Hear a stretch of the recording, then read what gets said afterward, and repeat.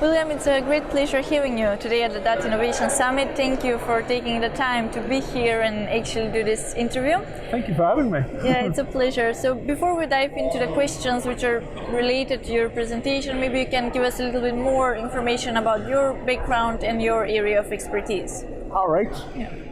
My area of expertise is actually that I building model. I try to make something good out of data. That is my work. Sometimes it's even not data, it's just trying to solve problems, so to say. But mainly by math or by any kind of data solution, so to say. Yeah. So in your presentation, you shared your data science story and actually stated that data science may not be exploited enough yet. So what is actually the difference between what we can do today and what is actually done? I think it's a huge difference, actually. If I'm comparing with 2003 when I started, I saw that no one is doing anything, but the possibilities to do things was also limited. But today, you really quick can put out solutions that can feed thousands of people or millions of people with solution at once. It's only going to take a couple of months. As long as you know what you're going to do with the data, so to say. If you know how to actually solve traffic problems with all the data that is out there, you can put out that solution in just a couple of weeks. And that is fascinating. That is great, actually. If you compare that with, you can go 5-10 years back. The investment you had to do at that time, the kind of solution was limited, that is now feasible by cloud computing or anything like that, that is scalable really quick.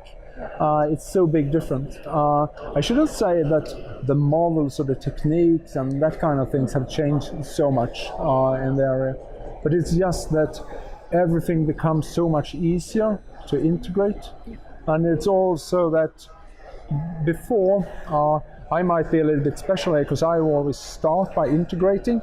So my beginning is always, all right, just put in a random model that puts out random numbers. And then we have the solution there, and then we're building the model. But normally when you look back in 20 years' time, you always created a model, and then you try to find financial solutions to implement it and so on. So I should say that is the biggest difference. But on the other hand, that also means that you're going to have a really big gap between those people knowing that this is possible and the people that don't know what it is. Yeah. There's also, as I have in my presentation, the story about the tax company in Stockholm that says I was there asking them can we make money of all the data all taxi cars is creating? Maybe completely new business model, actually. We maybe shouldn't fee you to take a trip with a taxi.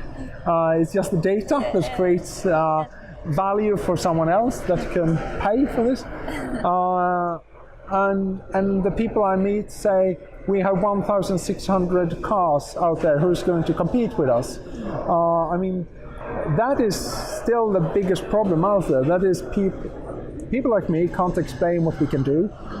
The people that have the power to take the decisions can't understand what we can do. That is the biggest gap there. Yeah. So, yeah. But on the other hand, if you see those kind of solutions that is seeing new faces today or see the world today, so to say, is brand new out there, they are going to be so tremendously good and tremendously scalable and so on. So it's a bright future. Yeah. So the gap is actually closing? Pardon? The gap is actually closing? I should say that the gap is closing by actually being changed by those who understand instead of those who don't understand. So, for example, Uber is taking the market from the taxi companies. Yes. They understand what they can do with the data. Yeah. And maybe someone is even better to do this than Uber is doing today. And that means that you're going to have a new gap between what is possible and what is used. Yeah. So, for example, when it comes to recommendation models for movies or anything like that, is Netflix the best one? or can anyone build a better model? And if they do, they can put out that model into everybody's hands in just a couple of days. Yeah. So it's that is the big change, really. So in your presentation, you also talk about Numerati, and you use them interchangeably with data scientists. Yeah. Can you give me a bit more information on that? No, it's a little bit like, if you're looking into what the title data scientist has become, it has become everything and nothing. So, for example, when it comes to data scientists, for me, that is someone creating this business models or values into the company.